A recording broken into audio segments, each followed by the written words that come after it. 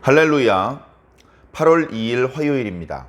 창세기 말씀 1장 14절부터 23절까지 말씀을 읽고 은혜 나누도록 하겠습니다. 하나님이 이르시되 하늘의 궁창에 광명체들이 있어 낮과 밤을 나뉘게 하고 그것들로 징조와 계절과 날과 해를 이루게 하라. 또 광명체들이 하늘의 궁창에 있어 땅을 비추라 하시니 그대로 되니라. 하나님이 두 큰 광명체를 만드사 큰 광명체로 낮을 주관하게 하시고 작은 광명체로 밤을 주관하게 하시며 또 별들을 만드시고 하나님이 그것들을 하늘의 궁창에 두어 땅을 비추게 하시며 낮과 밤을 주관하게 하시고 빛과 어둠을 나뉘게 하시니 하나님이 보시기에 좋았더라. 저녁이 되고 아침이 되니 이는 넷째 날이니라. 하나님이 이르시되 물들은 생물을 번성하게 하라. 땅 위의 하늘의 궁창에는 새가 나르라 하시고 하나님이 큰 바다 짐승들과 물에서 번성하여 움직이는 모든 생물을 그 종류대로 날개 있는 모든 새를 그 종류대로 창조하시니 하나님이 보시기에 좋았더라. 하나님이 그들에게 복을 주시며 이르시되 생육하고 번성하여 여러 바닷물에 충만하라. 새들도 땅에 번성하라 하시니라. 저녁이 되고 아침이 되니 이는 다섯째 날이니라. 아멘. 어저께 묵상했던 말씀에서는 창세기 첫 구절 창조의 사역의 서론에 해당되는 말씀과 혼돈한 중에 드디어 하나님의 말씀이 임하여서 창조가 시작되는 그런 부분, 특별히 6일에 걸친 창조 중에서 첫째, 둘째, 셋째 날 창조하신 말씀이 나타나고 있고요. 오늘 우리가 함께 읽은 말씀은 넷째 날과 다섯째 날에 창조된 말씀들, 그런 이야기들이 담겨져 있습니다. 크게 보면요, 첫째 날 빛을 만드셨고 둘째 날은 궁창, 하늘을 만드셨고 셋째 날에는 이제 그 하늘 아래쪽에 있는 물 중에서 육지가 드러나며 그 드러난 육지에는 여러 식물들이 자랄 수 있도록 그렇게 이제 말씀을 해 주셨습니다. 모든 것들이 말씀하신 대로 되었고 그래서 하나님께서 보시기에 좋았다고 그렇게 말씀하고 있습니다. 이어지는 말씀들을 보면 이제 해와 달과 별들을 만드시는 이야기, 그리고 바다에는 여러 그 바다 생물들이, 그리고 땅에는 그 하늘에 새들이 날 수 있도록 그렇게 이제 창조를 하셨죠. 종류가 무지 많을 겁니다. 새들의 종류, 또 바다 생물들의 종류가 무수하겠지만 하나님께서 그 각각의 생물들의 이름들을 일일이 거명하신 것이 아니고 능력으로 바다에는 여러 다양한 종류의 바다 생물들로 가득 차라, 번성하라. 그리고 땅에는 그 하늘을 나는 날개 가진 새들을 비롯한 여러 종류의 날짐승들이 번성하도록 하라. 그렇게 명령을 하셨고 그 명령하신 대로 되었습니다. 하나님의 능력은 우리가 가늠하기 어렵습니다. 예를 들면 비둘기가 없는 상황에서 비둘기를 만드셔도 엄청난 일이죠. 근데 그것을 만드실 때 뭔가 이렇게 특수 장비를 동원하시고 또는 당신의 어떤 예리하고 섬세한 손가락을 사용하시고 그게 아니고 말씀으로만 창조하셨다면 이게 뭐지? 우리로서는 도저히 감당할 수 없는, 이해할 수 없는, 받아들일 수 없는, 흉내낼 수 없는 하나님만의 독보적인, 절대적인 능력일 것입니다.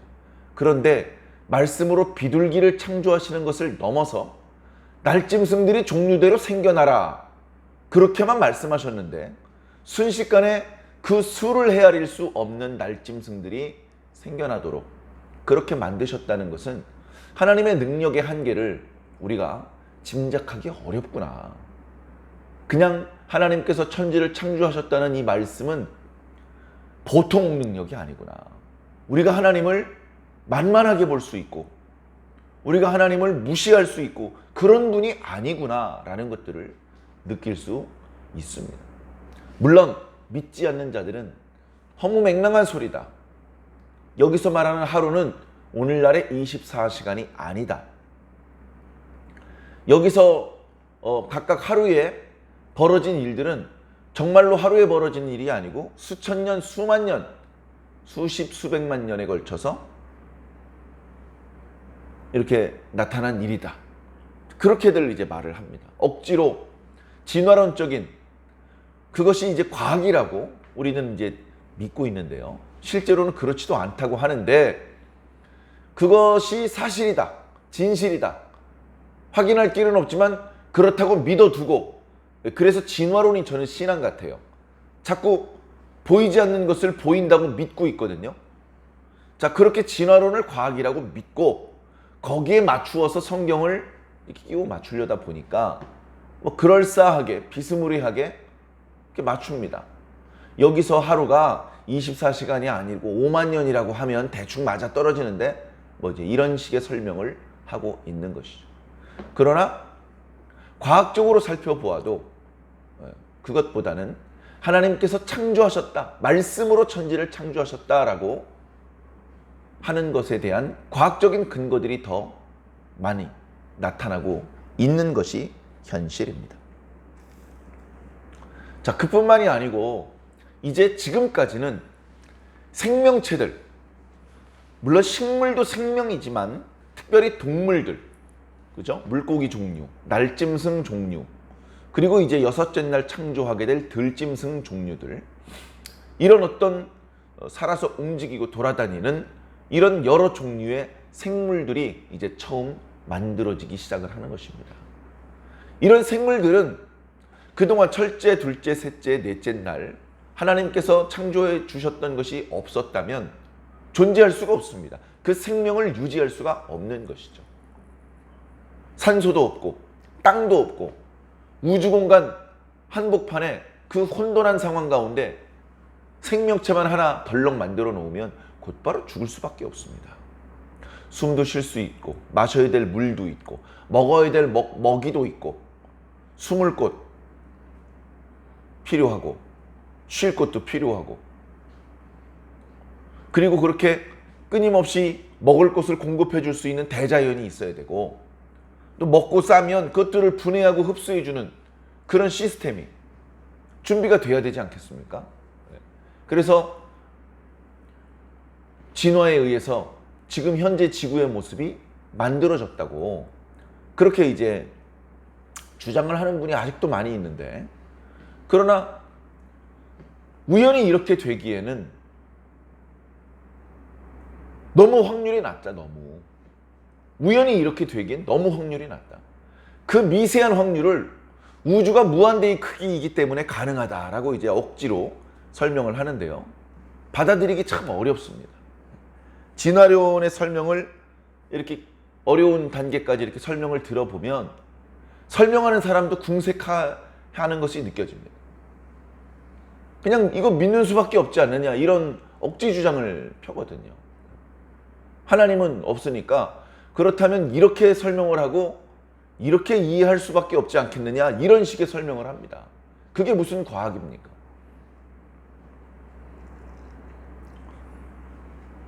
자, 그렇게 하나님께서 생물들이 살 수 있는 시간과 공간을 창조하시고 물질을 창조하시고 생명체들이 살아가기에 적당한 온도, 빛, 그리고 그 밖에 물과 여러 먹이들을 미리 준비를 다 해놓으신 겁니다. 그리고 나서 바다 생물을 만드시니까 그 바다 생물들이 죽는 것이 아니라 그 안에서 번성할 수 있는 것이죠. 좋은 환경을 딱 만들어 놨으니까. 억지로 마당에 연못을 파는 사람들이 있습니다. 그래놓고 거기다 이제 수돗물을 들이붓습니다. 그리고서 거기다 이제 물고기들을 사다가 집어넣는데 이상하게 물고기들이 죽습니다. 왜 죽는지도 몰라요.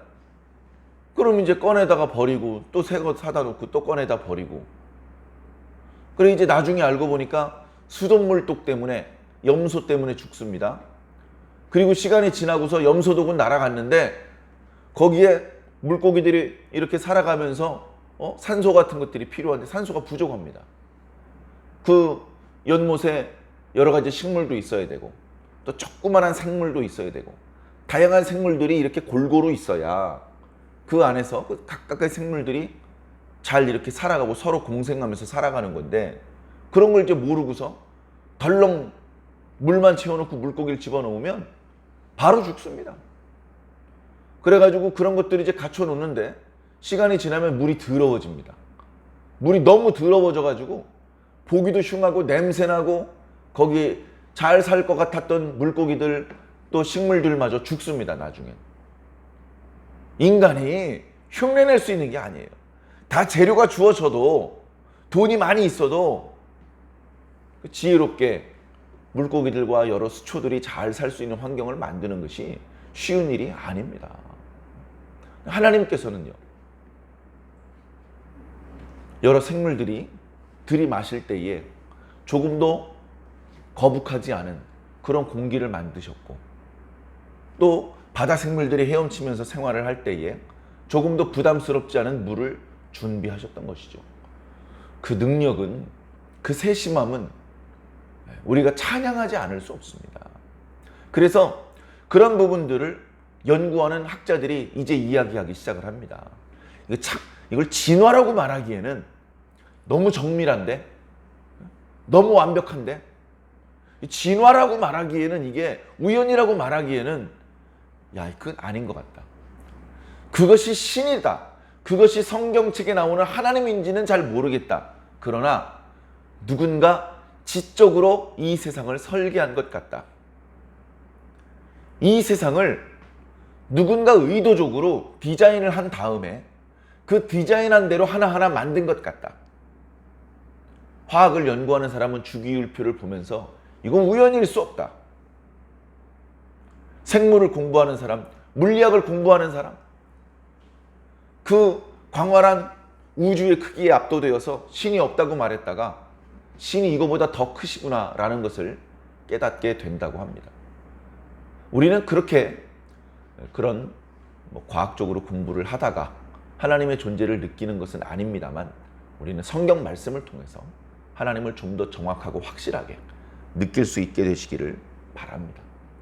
자, 그래 오늘 말씀에 보면 특이한 것은요, 하나님께서 해와 달과 별들을 만드셨는데 오늘 말씀에는 해, 달이라는 표현이 안 나옵니다. 안 나오고 하늘의 광명체들을 만드신다, 그런 표현이 우선 나오고, 그 광명체들이 움직이게 하셔서 그 움직임을 통해서 해와 달을 정하게 하시고, 해와 날을 정하게 하시고, 또 징조와 때를, 계절을 정하게 하신다. 멈춰 있지 않고요, 봄, 여름, 가을, 겨울이 순환을 합니다. 1년이 돌아가고 하루가 돌아가고 이렇게 계속 순환되는 시스템을 하나님께서 만드신 것이죠. 우리가 잘 아는 대로입니다.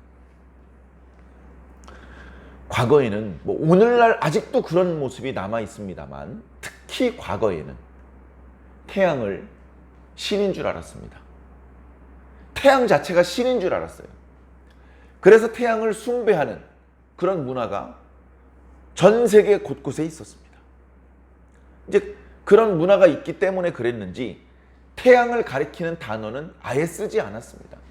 쬐끔 큰 광명체, 쬐끔 작은 광명체, 이렇게만 표현하셨습니다. 낮을 주관하는 광명체를 우리는 해라고 알고 있고, 밤을 주관하는 광명체를 달이라고 알고 있는데, 사람들이 그것을 신앙의 대상으로 그렇게 설정을 합니다. 뭔가 인간의 능력을 뛰어넘는 그런 능력이 있을 것이라고 믿고, 인간과 소통할 수 있는, 대화가 가능한 그런 존재라고 그렇게 설정을 해놓고서 여러 가지 우상의 문화들을 만들었던 것이죠. 사람들이 그렇게 오해하지 않기 위해서 성경은 분명히 말하고 있습니다. 해나 달이라는 용어조차 쓰지 않으시고, 그조차 하나님께서 만든 것에 불과하다. 태양보다 더 큰 그런 별이 우주 여기저기에 많이 있다는 것을 우리는 이제 과학적으로 압니다만, 지구에 서서 육안으로 볼 때는 태양보다 더 큰 별은 없죠. 그리고 달은 별도 아니고 그저 조그마한 지구에 붙어있는 위성에 불과하지만, 지구에 서서 보면 태양 다음가는 엄청난 별입니다. 그것들을 하나님께서 만드셨다. 해도 달도 스스로 뭘 어찌 할 수 있는 능력은 없다. 해가 저렇게 환한 것은 그렇게 환하게 빛날 수 있도록 하나님께서 능력을 부여하셨기 때문이다. 달이 저렇게 밝고 그 모양이 변하는 것도 하나님께서 그런 기능을 부여해 주셨기 때문이다. 해와 달은 아무것도 아니고 그들을 존재하게 만드신 하나님께서 다 하신 것이다. 그러니 엉뚱하게 해와 달을 향하여 경배하지 말고 경배를 하려거든 여호와 하나님께 하리라. 그렇게 말씀하고 있습니다. 다섯째 날도 마찬가지입니다. 바다에 각종 바다 생물들이 나타나게 하셨고 또 공중에 여러 새가 종류별로 나타나게 하셨습니다. 바다 생물이라고 말씀하시는 이 단어에 탄닌이란 단어가 들어있는데 이 단어는 성경 여기저기에 조금 다른 의미로 해석되고 있습니다. 바다 괴물, 하마, 뱀, 랄렘벤, 리워야단 이렇게 표현할 때도 나타나고요. 그래 우리가 여러 종류로 이제 번역을 하고 있습니다만 이 존재는 하마도 아니고 뱀도 아니죠. 그보다 훨씬 크고 훨씬 힘이 세고 엄청나게 강한, 오늘날은 이제 멸종이 되어서 만나보기 어렵고 그 흔적조차 찾아보기 어렵지만 물에서 사는데 엄청나게 크기가 크고 힘이 세고 성질이 포악해 보이는, 그래서 인간들이 우르르 달려가도 제압할 수 없고 그것이 나타나면 도망가야 하는 그런 엄청난 존재, 그런 존재를 사람들은 두려워하기 시작을 했고 그 존재 앞에 무릎을 꿇기 시작을 했습니다. 또 종교심이 발동해서 그것 자체가 하나의 우상이 되곤 했었습니다. 고대 많은 우상들이 그 신의 형상을 만드는데 몸의 일부에 물고기의 형상을 하고 있습니다. 상체는 사람인데 하체는 물고기의 형상을 하고 있었던 블레셋의 다곤 신처럼 많은 신들이 그런 모양을 차용하고 있기도 했습니다. 그러나 어떻습니까? 그 무서운 바다 생물, 야 무섭다. 저 정도 능력이라면 저건 신이라고 봐야지. 저건 신이라고 봐야지. 저걸 피조물이라고 보기엔 너무 크고 강하다. 사람들이 연약하니까 그렇게 느꼈는지 모르겠습니다만 창세기의 말씀에서는 너희들이 두려워하고 너희들이 숭배에 맞지 않는 그 바다 괴물조차 하나님께서 만든 동물일 뿐이다. 하나님께서 금붕어도 만들고 송사리도 만들었는데 그거 만드시는 날 큰 바다 괴물도 만드셨다. 만드신 분은 그 바다 괴물보다 크고 강하신 분이다. 하나님이 더 크다. 그것을 말씀해주고 있는 것이죠. 그리고 또 재미있는 것은 뒷부분에 이제 생명체들을 처음 만드시면서 처음으로 그들을 축복하시는 말씀이 나타나고 있습니다. 22절에 하나님이 그들에게 복을 주시며 말씀하시되, 드디어 하나님께서 복을 주십니다. 어떻게 복을 주시냐 하면 생육하고 번성하여 바다 생물들은 바닷물에 충만하고 새들은 땅에 충만하라. 이 새들이 활동하는 하늘에 바다 쪽에도 하늘이 있거든요. 근데 땅에 충만하라고 한 것은 결국 새들도 땅을 근거로 사는 그런 존재들입니다. 새가 하늘을 날 수 있지만 날고 있는 시간보다 땅에 붙어 있는 시간이 훨씬 깁니다. 결국 땅에서 짝짓기를 해야 되고 땅에서 알을 낳아야 되고 땅에서 먹이를 구해야 됩니다. 그저 하늘을 날 수 있을 뿐이지, 물론 새의 종류에 따라서 더 멀리 날고 더 높이 날 수 있을 뿐이지 결국 날짐승들도 땅을 기반으로 살 수밖에 없죠. 그걸 너무나 잘 아시는 하나님께서 이렇게 말씀하신 겁니다. 바다 생물들은 바닷물에서 이렇게 번성하고 새들은 땅에서 번성하라. 이거를 복으로 주시는 말씀이에요. 뒤에 들짐승들과 사람에게도 비슷한 축복을 주십니다. 물론 자세히 살펴보신 분은 사람에게 주신 축복은 더 특별하다는 것을 이제 알 수 있습니다. 그 의미에 대해서는 내일 이어지는 말씀을 묵상하면서 살펴보기로 하고요. 사랑하는 성도 여러분, 우리 주변에 우리가 감당하기 어려운 큰 것들, 며칠 전에도 태풍이 우리나라 근처에 왔다고 합니다. 물론 위험할 정도로 세력이 강하거나 우리나라에 직접적인 피해를 입히는 뭐 그런 정도는 아니었다고 합니다. 그래서 다들 다행이다 그런 표현을 쓰곤 하는데, 태풍이야말로 우리가 원해서 만드는 것도 아니고 원하면 없앨 수 있는 것이 아닙니다. 태풍의 크기, 태풍이 이동하는 방향을 우리가 조절할 수 없습니다. 그런 존재에 대해서 인간은 두려움을 품고 무릎을 꿇으려고 합니다. 스스로의 연약함을 알기 때문에 인간의 종교성과 인간의 연약함이 결합하여서 여러 가지 종류의 우상 문화가 만들어지곤 하는데요. 그러나 그보다 더 크신 분이 계시다는 것을 기억해야 됩니다. 지구가 크죠. 지구보다 더 크신 분이 계십니다. 태양보다 더 크신 분이 계십니다. 우주보다 더 크신 분이 계십니다. 크기만 클까요? 능력과 지혜는 상상할 수 없이 강하고 높으시죠. 그런 하나님께서 우리를 사랑하시기까지 하십니다. 겸손한 마음으로, 진실한 마음으로 우리도 그 하나님을 바라보고 사랑하고 그 하나님만을 경외하고 그 하나님의 뜻을 잘 헤아려서 그 뜻 안에서 행복을 누리고 구원을 얻게 되시기를 주의 이름으로 간절히 축원합니다. 아멘.